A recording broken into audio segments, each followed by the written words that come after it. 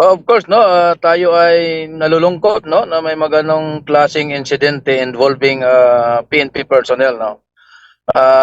Dito sa Region 12, no, lagi nating nire-remind yung ating mga kapulisan to always respect, no, yung rights of women and their children, lalong-lalo na kung yun ang mga asawa nila. Yun, in fact, meron tayong mga family enrichment seminar, no, para sa mga PNP personnel natin. So,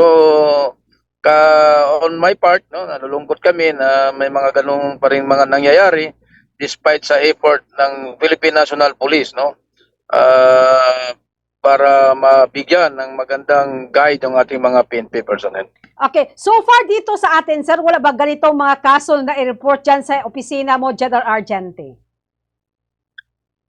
So far, no, as part of my disciplinary authority, wala naman akong mga case na decide, no, na pananakit actually, no.